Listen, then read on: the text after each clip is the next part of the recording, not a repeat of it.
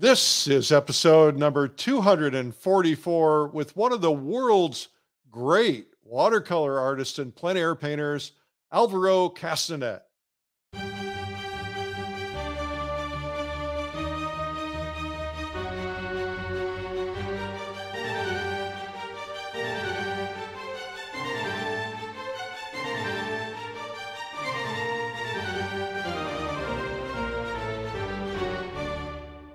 This is the PleinAir Podcast with Rhoads, publisher and founder of PleinAir magazine.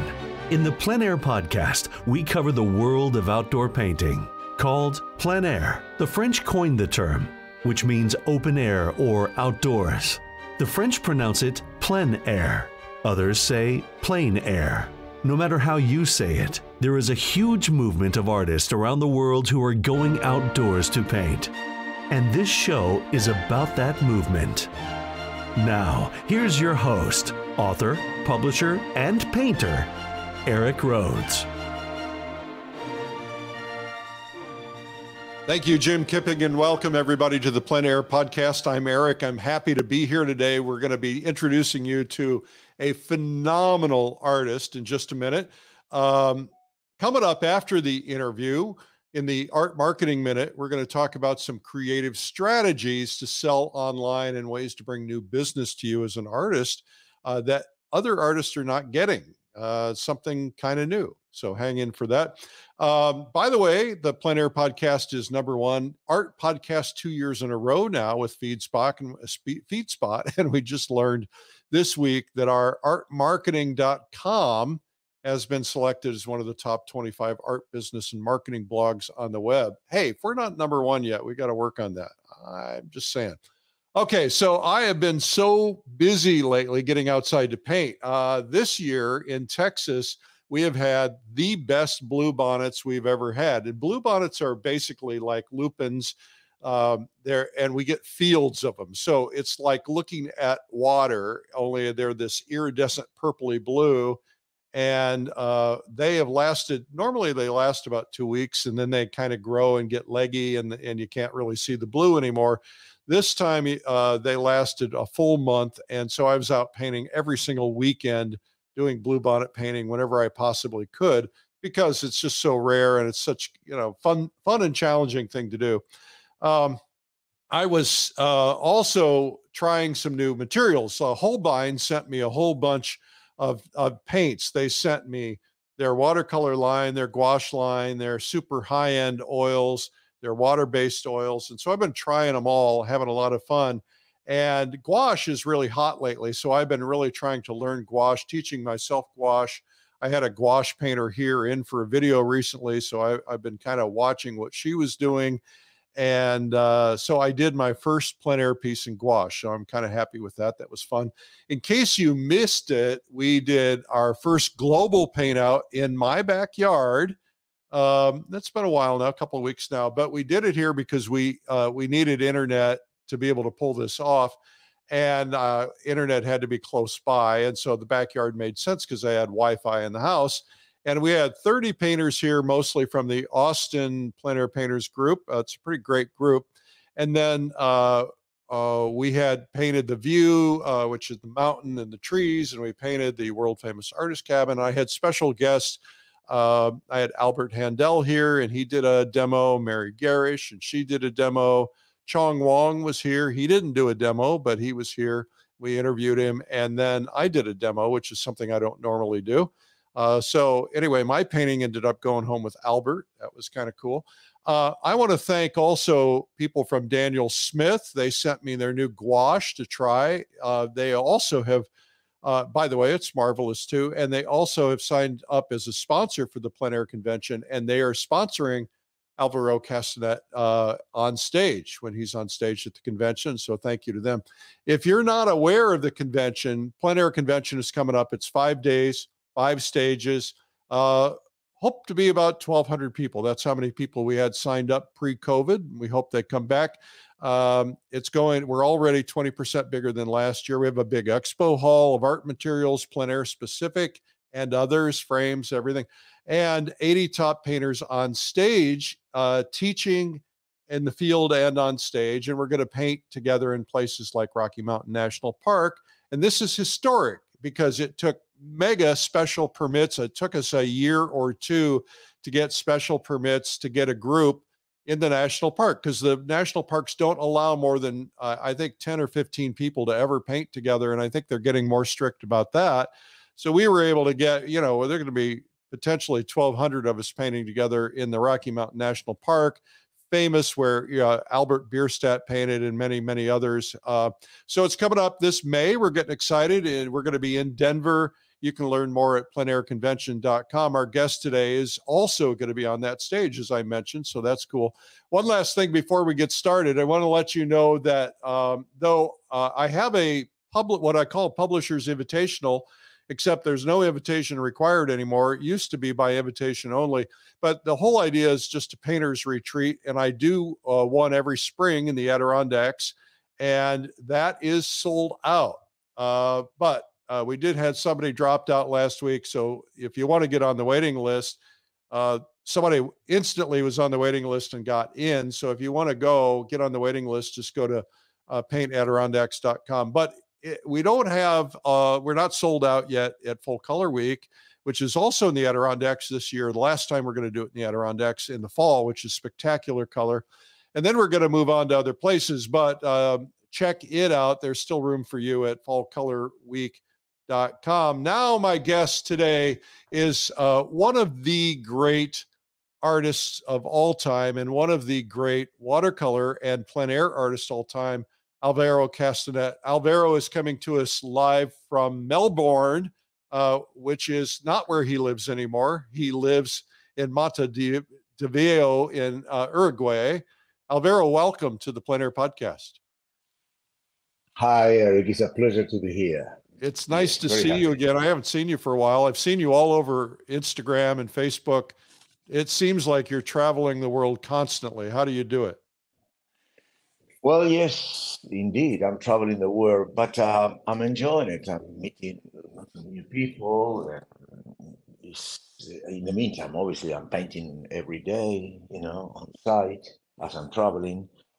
No, it's a pleasure. Very pleasurable. I do enjoy it. The only thing is obviously, yeah. Oh, go ahead. Now, obviously, traveling the world and being here and there, the jet lag is the only thing that is a bit of a problem. But other than that, it's very enjoyable. And well, you seem like you're very energetic, and so I can't imagine you being tired. Yeah, no. I don't get tired. No. Every day is something exciting and new to do. Yeah. So I before we dig in, I'm curious about something. You have become positioned as one of the world's great watercolor artists. I would say there are 2 or 3 or 4 that are in the world that are at your level.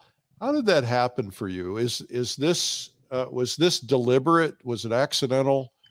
How exactly did you get to be so prominent as an artist? Because a lot of people become really good, but don't get to be so prominent.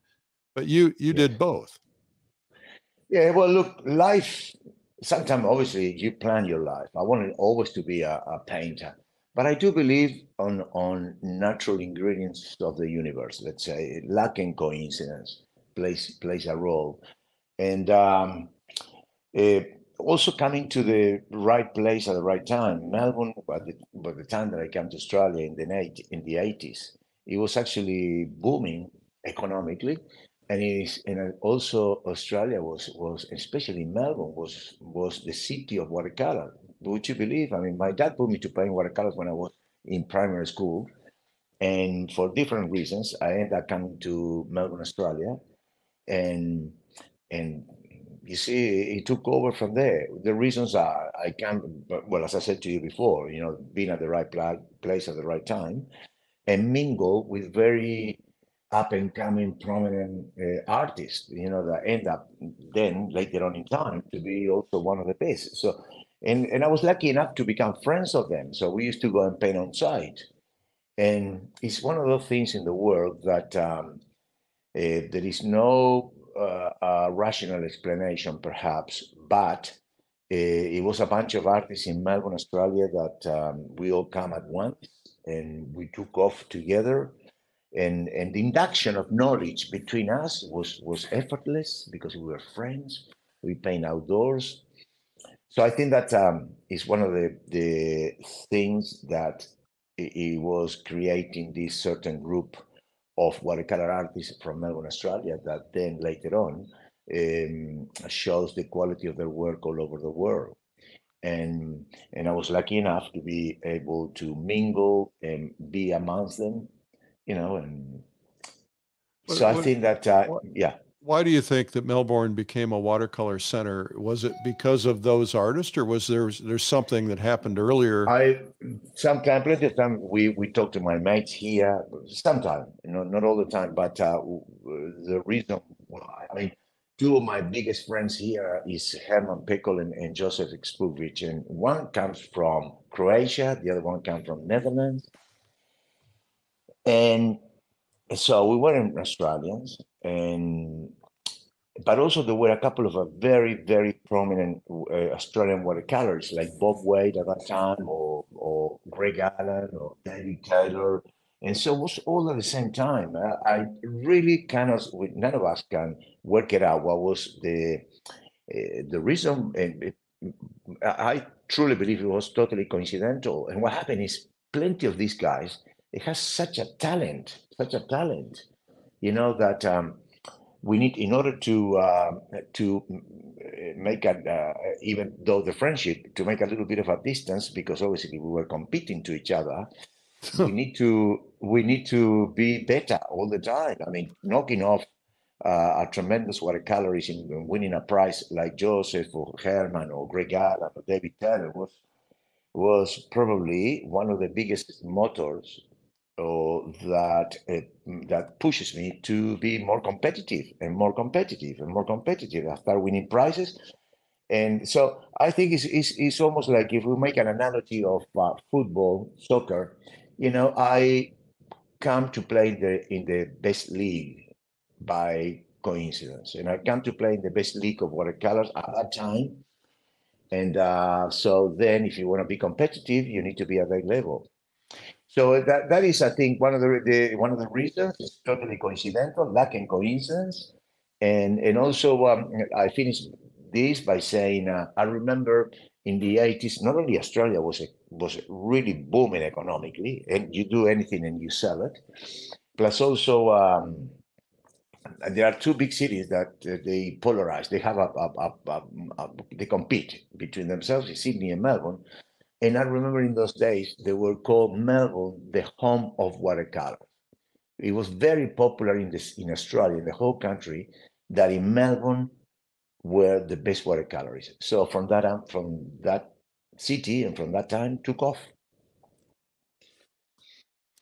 And you guys are competitive, but you're all very good friends. If I remember correctly, from the last time you were on the podcast, it seems to me you told me that you made a point to get together annually, your group of friends, and paint. Is that right? Am I remembering? Yeah, absolutely. Look, I met all these guys like maybe 40 years ago, 35, 40 years ago. We used to go to a university to teach, Bathurst University in New South Wales. From that time, we became even more united. And then we were so happy, having so much fun in the university, whatever, at night, that we decided, listen, from now on, why don't we get together once or twice a year and go and paint together? And we did every year. We start painting all over Australia. And then after that, we go to Europe, and the five of us, we were five. And the good thing about that is that when you paint with friends and you paint with competitive artists, the induction of knowledge, in the exchange of knowledge, it comes in such a natural fashion, because you paint with your friends, you put the paintings on the floor, and you criticize each other. So the induction of knowledge that we share with each other, it was actually one of the most important things I record in my career to become more and more professional, because Imagine we paint all day together, and then at night time we used to play pool. I always play with Herman, and Herman and I against Joseph and Nick. And then to the wee hours of the night, playing pool, drinking beer, and all the paintings we were doing throughout the day were on the floor. And then I put them on the floor. And then after that, we say, hey, why don't you do that? You should put a little bit of more red in that wash. And you should put a little bit, maybe it's too static, you're painting. We got to use more lost and found edges. So imagine being in that kind of atmosphere and totally relaxed. That's why I specified the induction of knowledge can totally effortless to us in order to catch up. It's not like you pretend to learn Chinese, and make an effort. We were just simply painting. So there you are. I think that I always stretch this out because I have to be honoring that encounter of us since 30, 40 years ago, even until now. I'm in Melbourne now, and I'm painting with them. Painting with Joseph on the street, and yesterday I was with Herman Peko, which is another extremely good painter, and obviously we've gone beyond simply being colleagues of art. We love each other because there's a friendship. It's a friendship. We don't meet to paint, or we just meet for drinks, or the other day we just meet. There's always a competition in playing pool. So do you guys still critique each other's work? 30 years yeah, all the time. I was painting with, well, the other day, Joseph came to pick me up. We went to paint on the streets of Melbourne.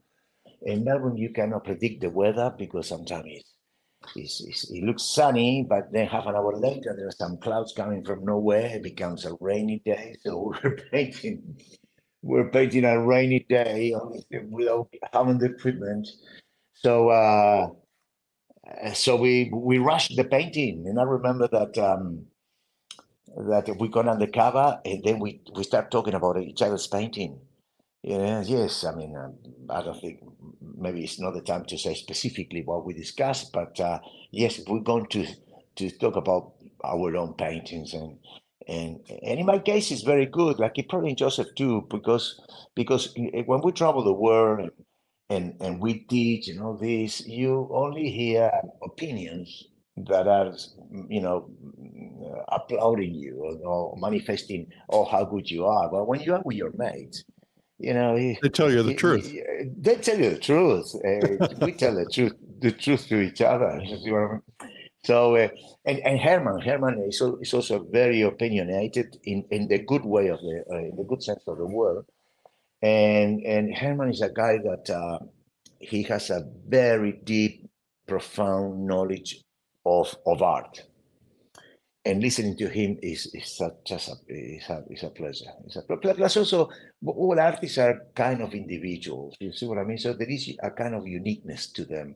The way they behave, the way they talk. It's always, when you are amongst them, it's so catchy and so interesting because you can tell that we all have certain peculiarities that, lucky enough, we are very compatible to one another, but your styles are all very different. It's almost peculiarities in personalities. It's almost funny, It's great.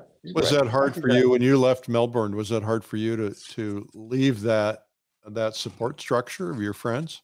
Well, yes, it was hard, but we still met once or twice a year somewhere in Europe.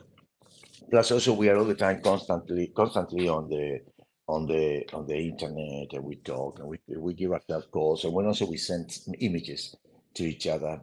There's another friend of mine that I haven't mentioned yet, but he's a very good friend of mine, and he's a terrific, according to my point of view about him as a watercolor, for me is beyond us, which is Paul Jingbo. Paul Jingbo is a Chinese friend of mine, and we're going to be exhibiting, by the way, in Italy together, amongst in a museum amongst many other very, very prominent artists from New York. And with Paul, which is a watercolorist, that he works beyond what we understand so far. He's gone into total abstraction. But I'm lucky enough to be inside and swimming, let's say, in his own philosophy, which I do understand. And for me, it's so inspirational, Paul Jimbourne, and because I love his work. And we will be exhibiting together soon. I was on the phone from New York yesterday, and when we talk for hours. You know what I mean? That's another source of growing up, that it comes to my soul. Let's say because in small doses. But for instance, I was talking to Paul yesterday, and he has to do for this museum in Italy. He has a commission. He paints paintings that are so big, and it's about a jail. And so I was talking to Paul about it, because I'm putting some painting, he's putting some paintings. All our painting has to have a theme according to the place physically where they're going to be exhibited.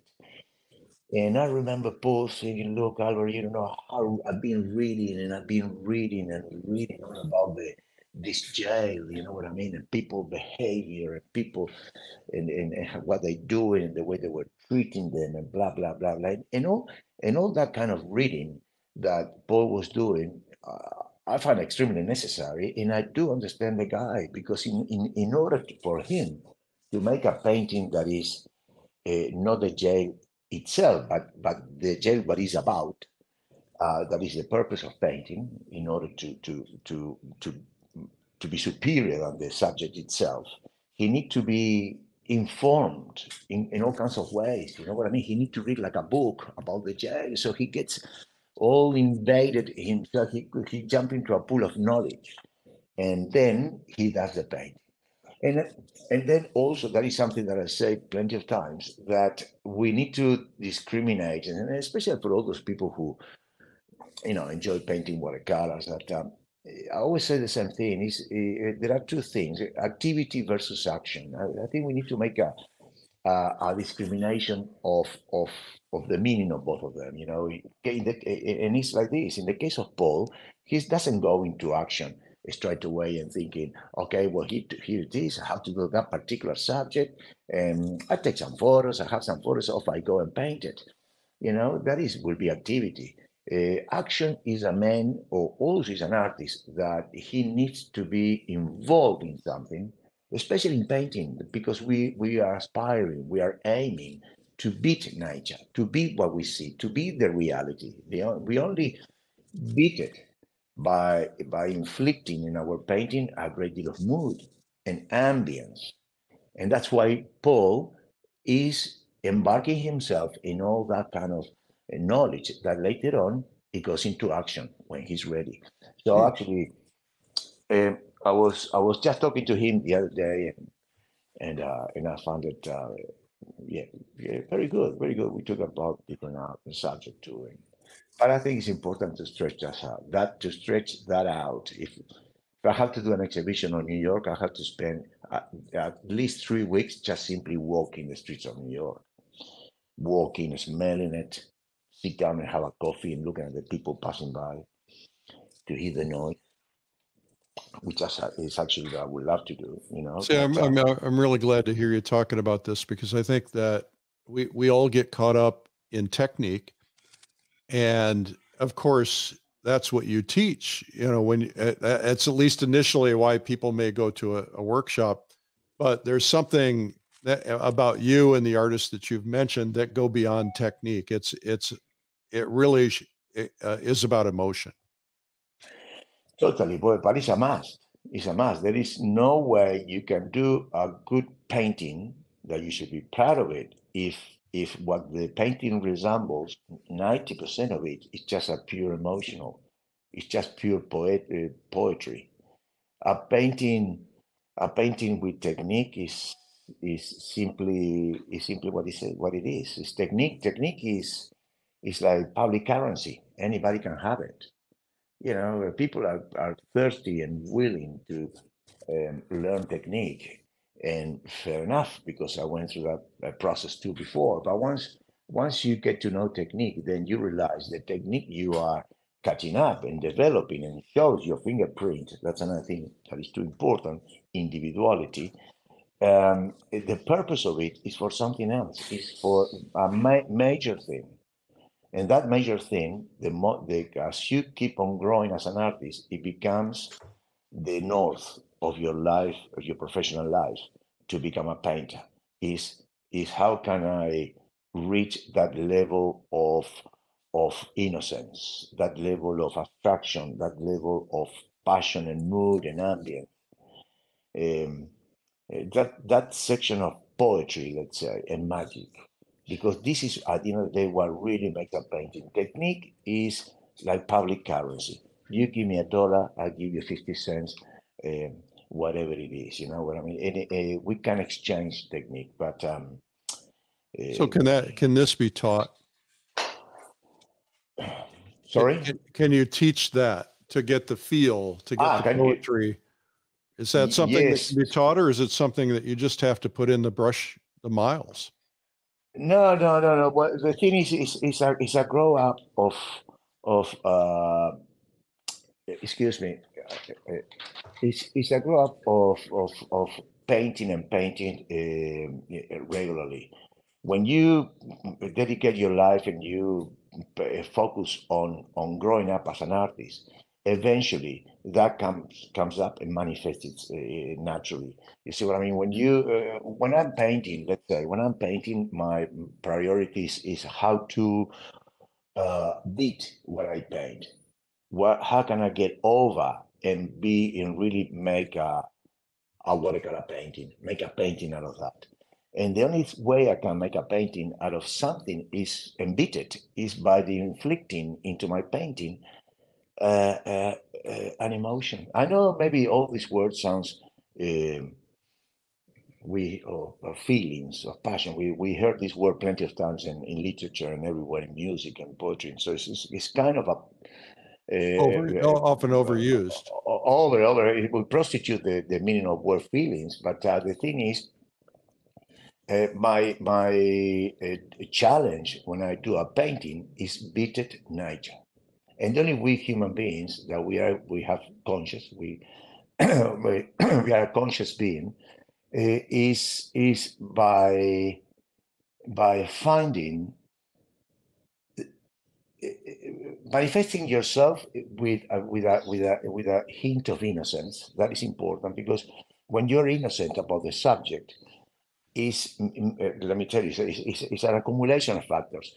But being innocent about the subject, what you're showing is that you as an artist, you're painting from your heart. You're painting from your raw natural being. Intelligence is not manipulating your thoughts. You see what I mean? That is very important. I think what you're saying is you have to learn to let go of yourself, or let go of your ego. You need to, of course. Look, you and I, we can go and paint the streets of New York, and I bet I know that you and I, we can literally, we can make something that resembles the streets of New York, and so what?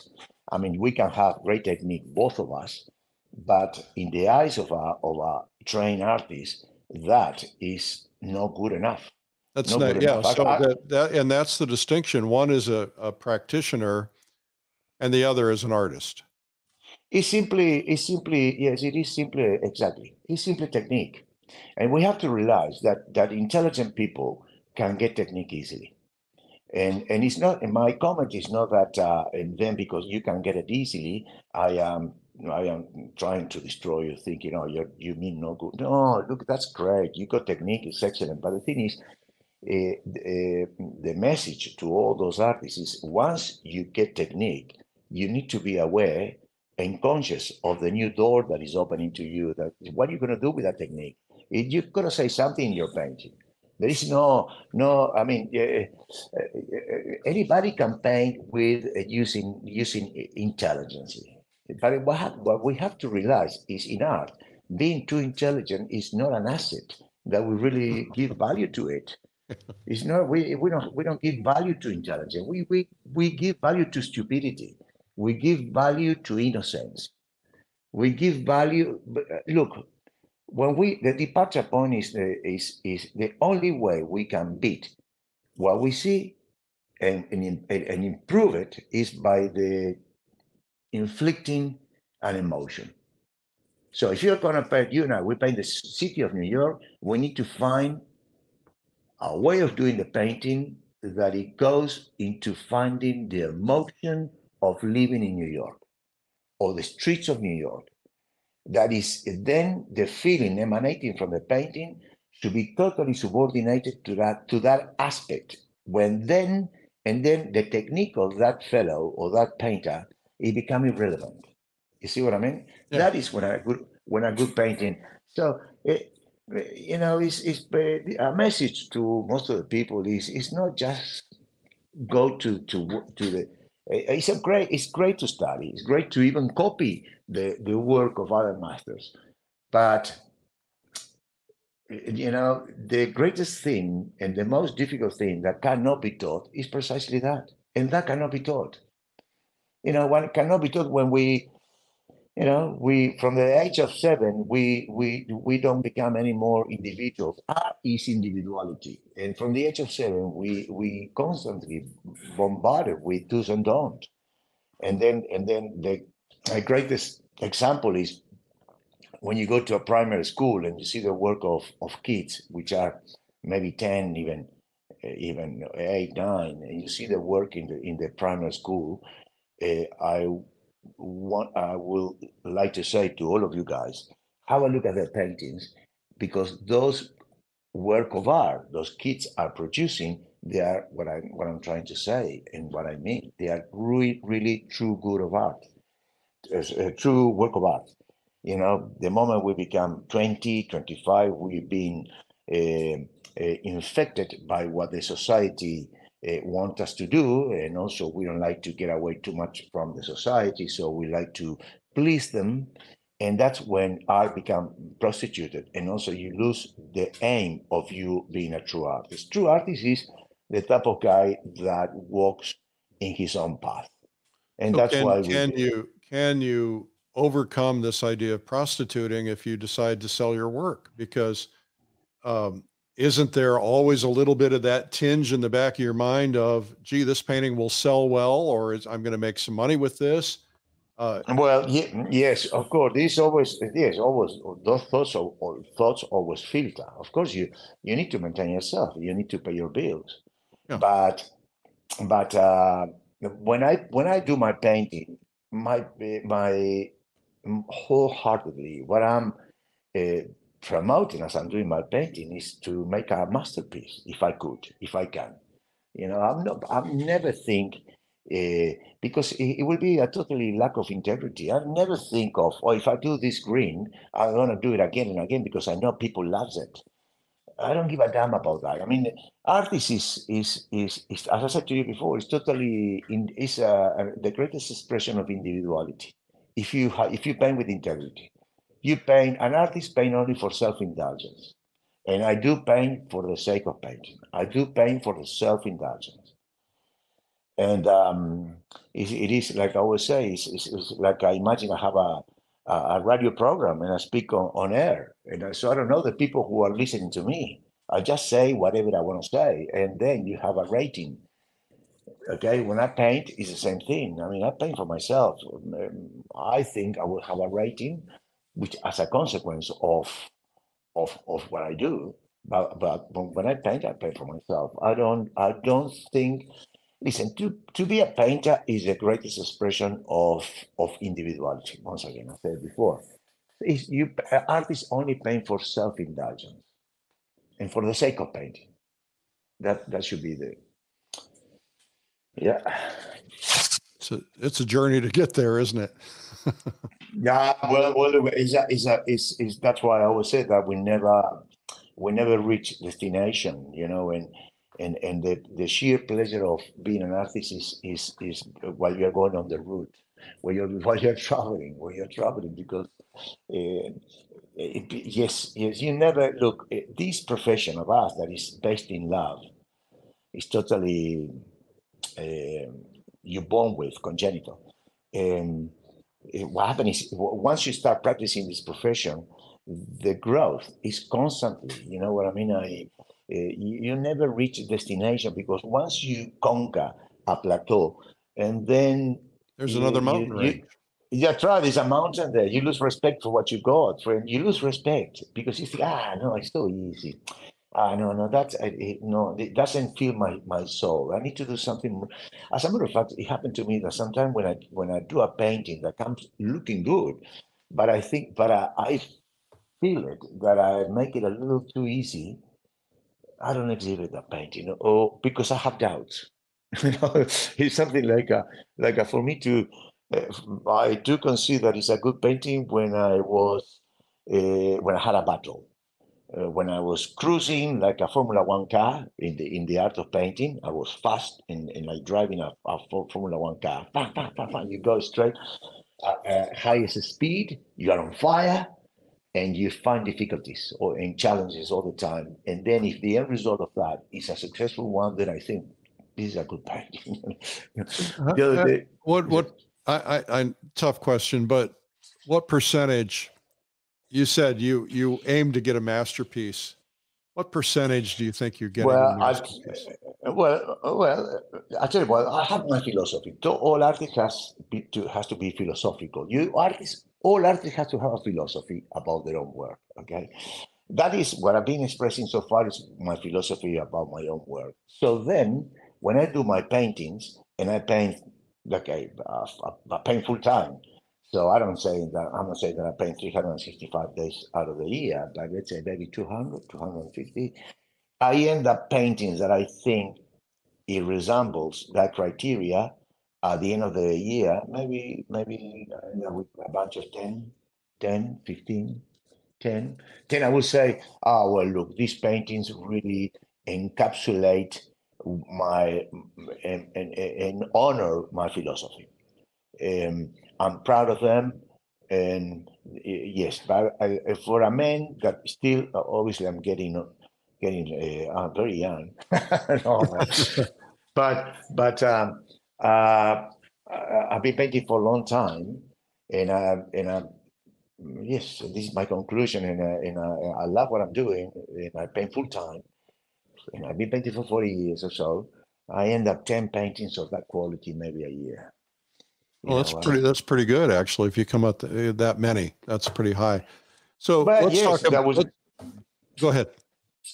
No, I'll say, but I paint. Let's say 250 days a year. So yeah. I do lots of painting. Well, I don't think that much, but I think it's very rare for. I don't think I've ever done a masterpiece. So no, good on you. No, I'm not saying that I end up with masterpieces, but at least paintings that I think, okay, they encapsulate kind of the criteria that was driven me in order to make this painting. Let's talk about plein air. You've been taking it outside for a long time. When did you start going out, and what was the immediate difference you noticed, or was there one? No, obviously. I mean, I started going out with all my friends, going out to the rural Melbourne, Australia, or even the street cities of Melbourne. No, I loved it. I loved it for different circumstances. First of all, I love the interaction that I have myself with the real subject. You know, in the studio, your eyes travels to all corners of the painting or the photo, and then there is a gate for intellect to dominate your approach into the painting. When I was on site, it has to be done in a hurry.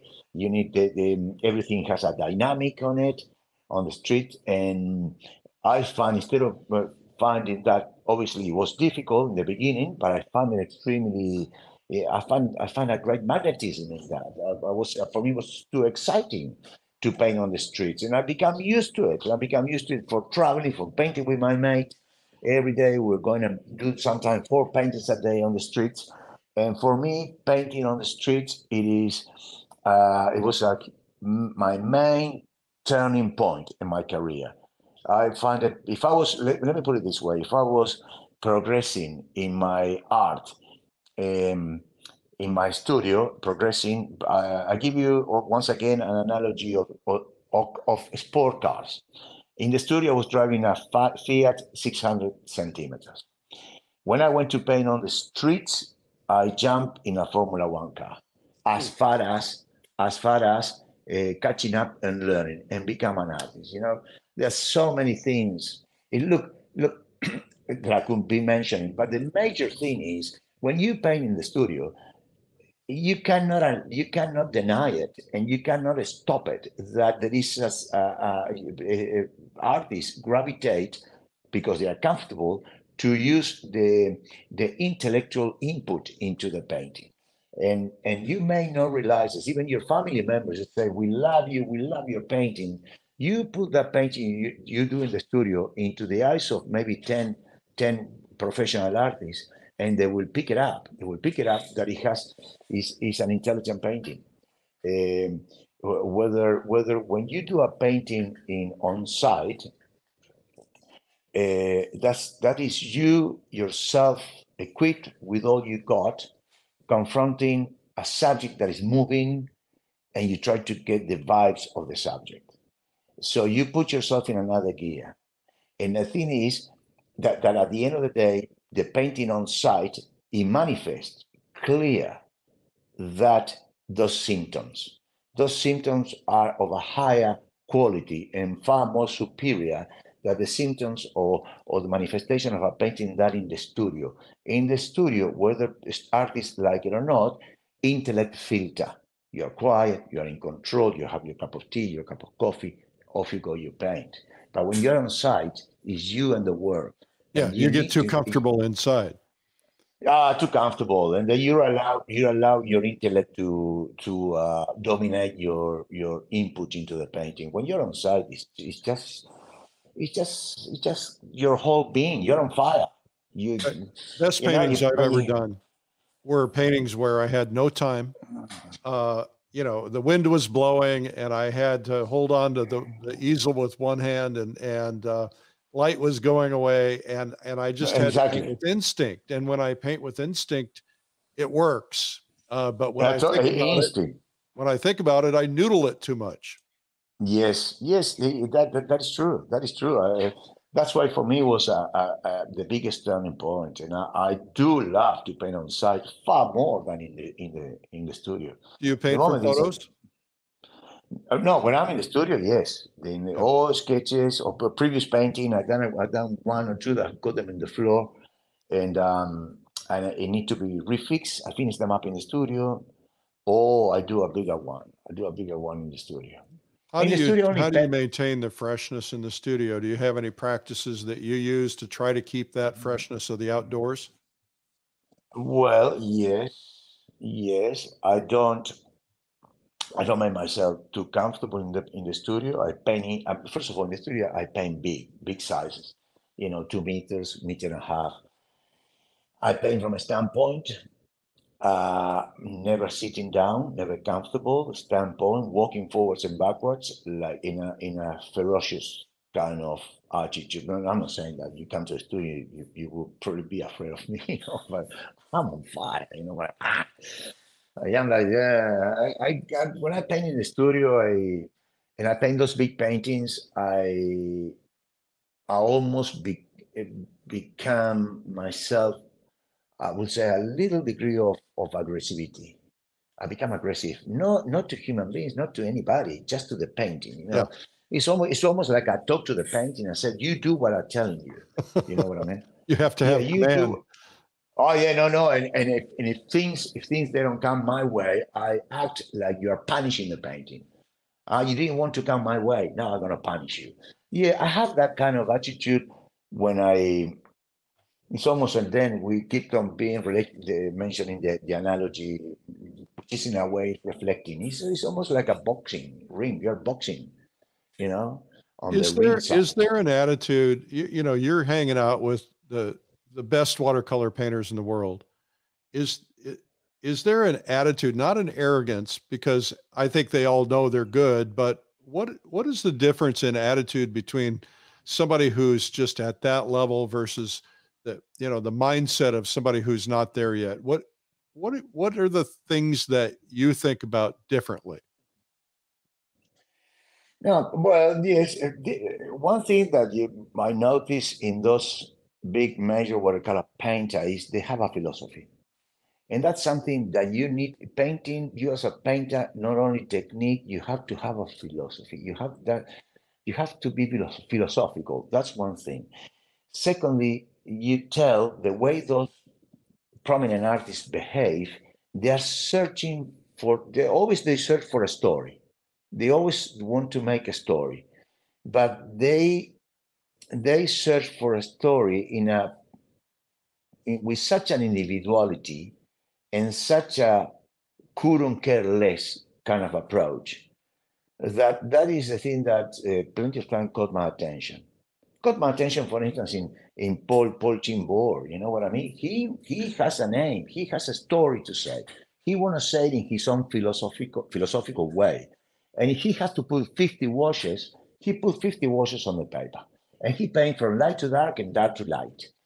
And then when you see a person that finally is breaking up all the boundaries that the media put in the first page, let's say, of the book, and he's breaking it up constantly, like couldn't care less, following his philosophy, following his dream, trying to say his story in the loudest, because that's the thing, in the loudest possible way. I found that is the big difference in between good artists and simply therapeutical artists. You know, there are lots of people. I don't want to come into. Of course, I don't know anybody. I don't want to mention anybody, but there are lots of people who paint just in a therapeutical fashion. You know, for them, art is simply entertaining. But if you are true about art, it shouldn't be therapeutical. It shouldn't be entertaining. It should be encapsulating. They should be the epitome of what painting is all about. Painting is nothing to do with intellect or with technique. Painting is the greatest manifestation of poetry with maximum impact. So who is the greatest poet, painter in your mind that's not alive? We'll keep it safe so that you don't have to name any living people. Who's the greatest poet, painter that? I don't know. Me. No. And what would you ask him if you got a chance to spend, an hour with somebody? What would you ask him? Well, for instance, I'm not going to give you the greatest example of poetry, but it came to my mind something because I went to see his exhibition. And he's an American artist, recently dead. Is Andrew Wyeth.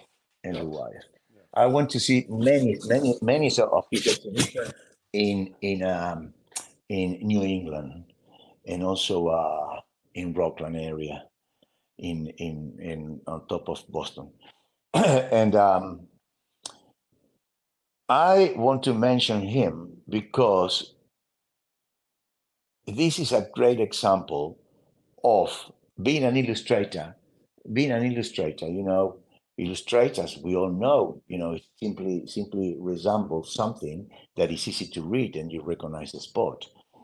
But when I went to see his exhibition, even though he was illustrating for instance, I can just remember one painting that was Room After Room. That was the name of the painting.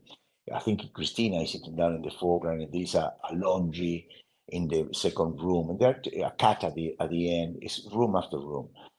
There is an example of illustration there in that painting, but he bypasses illustration because his paintings are absolutely inflicted with magic and with poetry. Andrew Wyeth's painting, they all have poetry. And sometimes it's so hard to say, where is it? What is that poetry that I can sense it, that emanates from the painting? But it's a very good example of American painter, that even though he paints in a traditional fashion and he comes from a family of illustrators, he bypasses illustration precisely by inflicting in his painting poetry. And then you guys, all of you people who are willing to paint, it's not just technique. Technique is good in a way that you show your fingerprint. This is Alvaro's painting. This is Peter's painting. It's like whatever. You see what I mean? But not only you show your technique, that is, it has to show your fingerprint. So it has to be only yours. But secondly, what is the thing? This is the most important thing. What is the thing you say? What is the thing you say? And is your painting poetic enough? I'm giving you two words that that we have to reach as an artist. It is poetry and magic. Poetry and magic. Poetry and magic. Yes, yes. Look, nothing. I mean, you bring me 10,000 paintings that has an acute technique, an acute resemblance of reality, and exploit in an intelligent way, lost and found, hit and miss, and yes, everything that he knows. His repertoire is very well trained, and he displays it at every time he gives a painting. And then I will say, no, that is the type of art I don't like. I don't like that. I love art that goes beyond that. Yeah. Yeah, I don't want to say more because I'm repeating myself, you know. Okay. Well, this has been a pleasure having you on today. I think we could probably go on for hours. You just wind you up and let you go, and it's easy. So yes, unfortunately, our time is up, but I want to thank you for taking the time. I know you're away from home, so thank you for doing this today. You've been a great inspiration. We will see you on stage at the PleinAir convention. And I think one of the things that I love, you're inspiring so many people. Watching you on stage at the PleinAir convention when you were there last time several years ago, I mean, everybody was in awe. You were, you just blew everybody away. And then I think we had an auction or something, and your painting went for big bucks. But it was a really exciting moment. And you know, a lot of watercolor painters haven't gone outdoors yet. And I just want to encourage those people who are listening to try it. Get outdoors, try it. Yeah, it's a hassle. Yeah, it's hard, but it's not hard forever. And what would you say to that? No, well, look, it's great to engage yourself in conversation with other artists and aim high, and you have to realize that well, the type of art we're doing, Eric, it has a degree of obviousness to it, and so there is no success in simply achieving a pleasant look of obviousness in a painting. That is not even 20% into making a masterpiece. That's nothing. The the greatest challenge we have in knowing that what the kind of art we do is figurative, and it has a degree of obviousness to it. So you need to be desperate then to add up to that obviousness a feeling. If your painting has no magic, it has no passion, it has no poetry, that obviousness, even though you are so good at it, is worthless. It's simply therapeutical painting. It's a little pussycat. You need to aim. You need to pretend to make a lion. You know, if we following the example, if we see a cat, a pussycat, a domestic one, we see them plenty all over the place. And the type of art I'm referring is like that type. It's like pussycat paint. Right. You guys, now I'm not saying that because I'm saying this. Every time Alvaro does a painting is a lion. No way. I'm saying this is my north. If I want to make a painting of, or you name it, New York, Italy, whatever I am, I want to make a lion of it, not a pussycat. You know, listen, guys. My final message is: technique, for the sake of painting good, intelligent technique and bright and vivid and nice colors and so on, is nothing. It's nothing.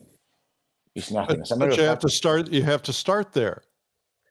But of course, but you have to be able to do it in your sleep. You have to be able to know how to make. I totally agree. I simply announcing what is the challenge coming up afterwards. I've been there before. I thought I need to, was thirsty for technique. I need to develop my technique. Oh, now I know exactly how watercolor function. Now I know, and I can make pretty things. But prettiness, something that is simply pretty, it comes in a lower range. It's very shallow, and a painting shouldn't be just pretty. And then I realized as because of the good technique and the good transparent colors I was using, a little bit of yellow next to a little bit of blue, down below a bit of pink, and all transparent.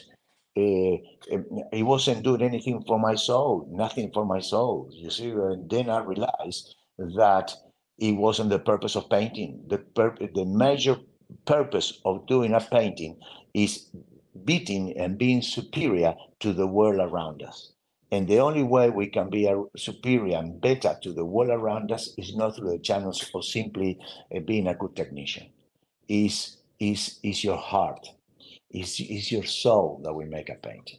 You see, and then you realize that all that silliness, sorry about that, the silliness of transparency and the beautiful transparent yellow next to the transparent pink, and a little up above a bunch of blue, very transparent, because we're supposed to be painting watercolor. And so what? What do you end up with? A carnival of silly hues. You end up nowhere. Painting is not about prettiness. Painting is about a major feeling, a feeling that impacts your soul, You succumb to it, and you cannot discriminate it, or technically why that painting is so good. You don't need to say, look at those brushstrokes, look at that amazing shape or whatever. No, you don't need to discriminate a painting by the technique. You gotta simply contemplate it and think it to yourself, look at that. And you get speechless, and you don't know why that painting is so good. And sometimes also, and I finish, I know we need to finish. Sometimes I prefer painting who they are a little ugly. Painting. Listen, we need to realize that prettiness is shallow. Prettiness, so much so that prettiness, a painting that is pretty, a prettiness, and it has no soul, equal bad. I'm so sorry if I become too drastic, because you know what? I love you all. I love you all. I simply come to express myself. And you've done a great job doing it. Okay. Alvaro, thank you so much. God bless, man. Thank you, and I'll see you at the PleinAir convention. Thanks for being on the PleinAir podcast. Look, by the way, we're gonna have in Rome, in Frascati, from the 1 to the 4 of June. We're going to have an exhibition at museum, Scuderie, Aldo Brandini. And Paul Chimbol will be there amongst Herman and all my big mates are going to be in Europe soon. Awesome. Well, congratulations. Good on you. Nice talking to you. Thank you. Talking to you. Ciao, ciao. All right. Ciao. Oh, that was outstanding. Fabulous. One of the best interviews ever, and I did nothing. He just has got such a great brain. So thank you to Alvaro Castagnet. Okay, are you guys ready for some art marketing moments? Let's get to it. This is the Marketing Minute with Eric Rhoads, author of the #1 Amazon bestseller, Make More Money Selling Your Art, Proven Techniques to Turn Your Passion into Profit. So there's poetry in marketing. It doesn't need to be ugly. It doesn't need to be manipulative. It doesn't need to be awful. You're not selling used cars. You're selling beauty. And if you can use your marketing to help people find you, and if they can find you, they can have the pleasure of having your artwork hanging around them. And so that's why marketing is so important. So if you have questions for the Art Marketing Minute, email me, eric@artmarketing.com. And remember, FeedSpot just gave artmarketing.com a high marks, top 25 art marketing podcasts. Let's strive for #1. Amadine, my producer, what is your first question? The first question is from Greg Mayer from Wisconsin. I am following your book as closely as possible. It is now time to set up my website. When doing so, I plan to send original watercolors with an option to buy 2 different sizes of limited edition prints. What I've noticed is that many artists may have a price listed for their original art, but they do not have a convenient way to purchase the art online when the potential buyer is interested. They add an extra step of contacting me to purchase this art or something similar. My question is there a compelling strategy or tactic behind this in art sales, like negotiating the price or upselling? Or are they just too hesitant and don't want to deal with managing technology and online sales? Okay. Well, Greg, thank you for that. Thanks for getting my book. I'm glad to see you taking action. Glad to see that you're paying attention. Action is the key to every problem, and you just got to be proactive, and you're being proactive. So I think that's good. I can tell. Look, there are no rights or wrong. Like painting, there really are no rights or wrong. It's about feel. It's about testing. I test everything. What may work for you may not work for me, vice versa. So you have to test everything. There's not a right or wrong, but I do have an opinion because, usually I do. So just for kicks, when I was preparing for your question, I went on Amazon and I actually Googled, what is the most expensive thing for sale on Amazon? I was just curious. And what do you think the most expensive item would be? Well, turns out from what I found, it's a rare one-of-a-kind hockey card, kind of like a baseball card, that was $818,000. Just click here to purchase. You wonder if those things sell or they're there just to create attention. I would imagine they sell. So imagine if every time that you decided you wanted to buy something from Amazon, you had to call them first. You go, oh, I like this color wheel. Instead of clicking to buy, you have to call them first. Would you do it? No, of course not. You wouldn't do it. You would never buy anything. So there's a big debate about this. And it goes something like this. An artist or a gallery will say, well, I don't want to list the price because I need to talk to them first to find out if they're a legitimate buyer, or if they think the price is too high, I have to help them overcome their price objections on the phone. I think this kind of thinking is completely antiquated. It's 1920s thinking. It's like the early days of the web. I had a friend who worked for a newspaper, and he started the websites for his newspaper. It was a major newspaper in America, a big name. And they said to him, don't put the story on the website until the newspaper has been out for 2 hours. It's like, yeah, but we have it now and we can beat everybody to it. And no, you got to wait for it to print overnight and then it gets delivered. And then, and so he couldn't make them change their mind. So he left them and went to somebody who would say, look, let's put these stories out now. So that's kind of antiquated thinking, right? It's the same kind of thing. So I am sitting up at 2:00 in the morning because I can't sleep, and I see an ad for your gallery or for your artwork in, let's say, in Fine Art Connoisseur magazine, which I own, and you want to buy that painting or you want to learn more about that painting or something. So you don't want to wait till midnight to buy it. Till daylight to buy it, right? So I want it now. I want to buy it now. I don't want to go to any effort. I want to buy it. My mood might change by morning, right? So this is called creating friction. Don't make people think or work. Have a buy button, have a buy this now button. You could explain the shipping, or it is or isn't included, or you could say, look, any purchase over a certain amount of money, you're going to have to wire the money if you're worried about that. But quite frankly, if their credit card goes through, why do you worry? Then they have a way to buy it. You solve all their problems. Don't make them work, because if you do, you're going to increase the friction and you're going to lose more sales than you gain. People are impulsive. Use that to your benefit. If I'm watching a television show and I Google something, or I'll see something. I was watching a show the other night. I saw something. I thought, well, that's cool. And I put it into Amazon and I flipped through and I found it and I bought it. You know, if that had been the next day, I would have never done that. I would have not waited. I would have forgotten about it. I would have lost interest. So I know this dealer, no names. This dealer had a call me policy online. Now, this was kind of early stage of internet, so I understand it.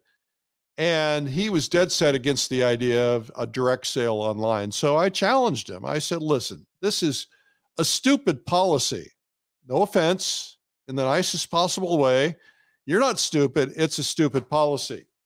And I said, you need to put the price of your expensive paintings on the website and have a buy now option. He said, it'll never work. I got to talk to these people. I said, look, just because you've always done it that way doesn't mean it's always going to be that way. So to his credit, he said, well, I'll test it. So he went in and he put everything available online for sale, including some very expensive things. A week went by. He did not get a single purchase. And so we talked and he's like, yeah, this isn't working. You're wrong. I said, just give it some time. Just hang in there. Let's see what happens. A week later, he came in the morning and he found an order for a piece of art. Get this, a piece of art. It was a piece of major sculpture from a major sculptor. It was $650,000.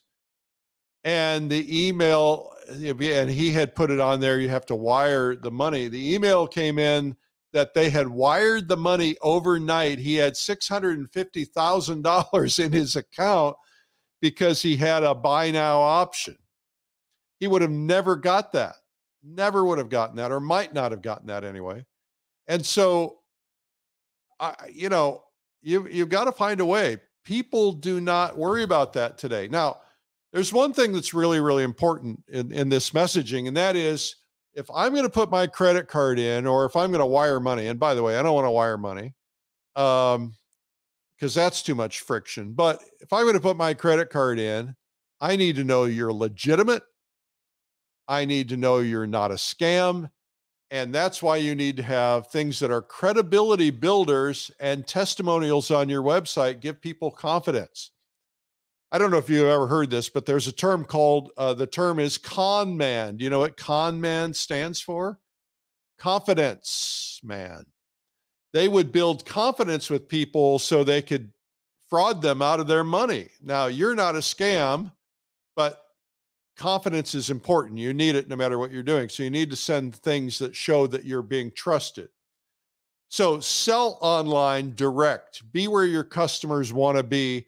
You cannot buy a Tesla by going into a dealership unless it's a used car dealership. You can't buy a Tesla by calling. You have to go online. You go in and you pick your colors, you pick everything, and you click the button and you put a deposit down. It takes 10 minutes to buy a $120,000 car. Why would you make me go through something for a piece of art that's a fraction of that price? Probably. Now, don't assume there's a limit on prices online. If I'm a billionaire and I have a platinum Amex card and I can buy a Bentley online, I should be able to buy a Sargent painting or a Rembrandt for millions. And if I know who I'm buying from, if it's a trusted source like Sotheby's or Christie's or Bonhams or Heritage, I'm not going to have a problem with that. All right, next question. The next question is from Gary from Minnesota. I have a prospecting question for you. Since we're all basically in sales, we should be continually prospecting. As you say, stand in the water where the money is flowing. I have an idea to approach the high-end home building arena. Upscale homes are in a nice river of flowing money. I'm connected with a few artisan home builder here in town. They build big, beautiful homes with blank walls just begging for my artwork. My thought is, the contractors pride themselves on really getting to know their clients on a personal level. Many clients are art collectors. What a perfect personal gift it would be to purchase art from an artist to present at the final walkthrough of the home. Since it takes several months or more to build a home, it could also be a good opportunity for commission work as well. My question is, how would you approach contractors for an idea like that? Do you have a script or an outline for starting such a conversation? Gary, you're a good student. You're paying close attention. Thanks for reading my book. Let me talk about the concept of the river so everybody understands it. You don't catch fish in a dry riverbed. I always say stand in the river where the money is flowing. Or the equivalent would be stand in the river where the fish are flowing if fish are customers. In the art world, in all worlds, rivers dry up and new rivers flood. And what I mean is that let's say you're in an area where business is booming. People have more money than ever imaginable. Money's flowing. You know, it's 1980 again. And you need to be where the money is flowing. So sometimes you have to move to a different river, you know, like if the money could be flowing. So let's use an example. I don't know if it's a relevant example. I'm just kind of making this up, but let's say you live in Silicon Valley and everybody in Silicon Valley is just flush with cash. Everybody's making money. There's tons of jobs. Everything's happening. People are buying everything, right? They're just buying lots of stuff. So if that's where the money is flowing, then I want to be in an art gallery where the money's flowing, or I want to be in an art gallery where they're going. You know, if they're going to Hawaii, I want to be in that art gallery, right? But 6 months later, there could be a crash in that sector and people getting laid off and massive layoffs and nobody's spending. Maybe the billionaires are spending, but do you give up? No, you move to a different river. You might keep that river, keep fishing there, but you move to a different river. So what if all the rivers dry up? Well, they never do. Even in the past recessions, I had a friend at a New York gallery. He said, you know, the billionaires are still buying paintings. They're just not spending as much on paintings. They'll only spend $50,000 or $100,000 instead of $500,000. Okay. So he had to adapt. He had to have a lot of $50,000 paintings. People who have money still have it. And in recessions, there are people who get really, really rich. Not everybody is struggling and not every community is struggling. Some parts of the country are fine. Some people spend crazy money. So, you know, there's like, there's a movie, I can't think of the name of it, but it's about the wealthy people and how they live in China and these mansions and these Bentleys and fancy cars and fancy art. They're spending money. So, you know, one of the places where the river is flowing and money is China, right? So how do you get yourself into that river? How do you stand in that river? How do you get there? So I like the creative thinking that you're coming up here with, Gary. And I think you've got a great idea. And I think it's not a new idea, but I think you've got a new twist on it. So let's say that, first off, there's an old marketing principle. It's zig when others zag. So if everybody else is standing in this river, you know, how do you get the fish? Well, you go upriver before the fish get to them. You know, a more inconvenient spot. You have to work harder. You have to work differently. You zig when others are zagging. You don't want to be in the same place everybody else is, right? So, you know, if there's millions of fish in the river and there's 5,000 people fishing for them, you're not going to get as many fish. But if you go upriver, you're going to be all alone. So you want to be upstream. You want to be standing in a different place, so to speak. So I've advised some artists to do this exact thing, and here's exactly how to do it. First off, study your market and the builders. The level of cost matters because if it's a $100,000 house versus $1 million house versus a $10 million house is a big difference. And so you talk to some builders and you ask their advice. Don't try to sell them right now. Just say, how much do you spend? Do you give gifts to home buyers? How much do you spend on that? What do you give them? What have you done in the past? What do people love? What do they not love? Try to understand your marketplace. Understand the level of spend. Some will do $100 gift basket. That's a whole lot different than a $2,000 painting. Once you've identified your prospects, figure out who your best prospect is and have a painting delivered to that owner of that company in gift wrap with a big, beautiful bow around it, beautiful, elegant gift wrap with a note attached. And it says in the note, "Dear Mrs. Builder, I've been studying new home developments in the area and have chosen you because of the quality of your work and your design. I've taken the time to visit homeowners in your community to find out about their art preferences. And I'd like to give you this painting as my gift. And I'd like to propose a meeting, no more than 20 minutes, so I can show you how I can help you stand out over all the homeowners in the area and sell more houses and create buzz. And you can keep the painting no matter whether you take the meeting or not. I painted it just for you, but I would love for you to take the meeting. I'm going to show you how you can explode your business even more." Now, if you really have your act together, then you'll actually find out where the builder lives and do a painting of his or her house and send that to them. That's going to really get their attention because, not everybody likes what you're going to paint, but they're all going to like what you're going to paint if it's of their house. Now, there's a couple of things going for you here. First one is the law of reciprocity. If I give something to you, you're going to feel obligated to give something back to me. So I give you a painting, I'm probably going to feel obligated to give you a meeting, right? I'm not going to, maybe nothing more than that, but I'll probably give you the meeting. So here's what you do. You go in, you say, "Listen, I have a lot of big corporations that buy my paintings as retirement gifts." Now, I have friends who have this happening. I have a friend, I can't mention the company because he asked me not to, but there's a big corporation in his town.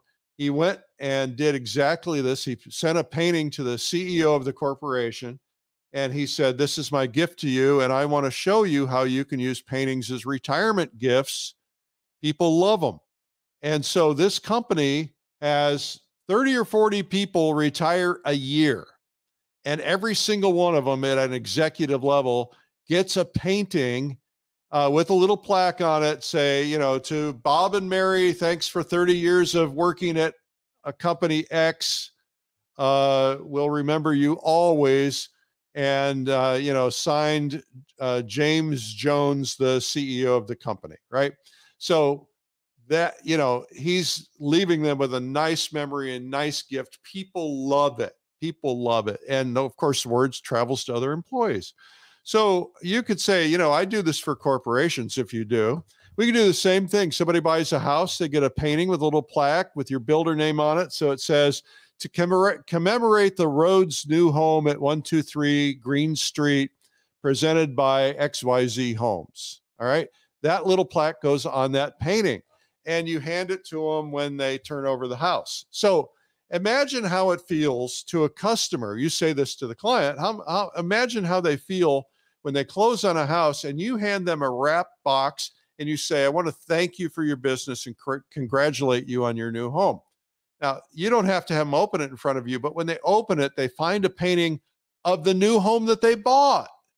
And you've done it in advance. And then they say to you, "Hey, listen, you might stay in this home forever, or you might move on in a few years, but you're always going to remember it with this painting."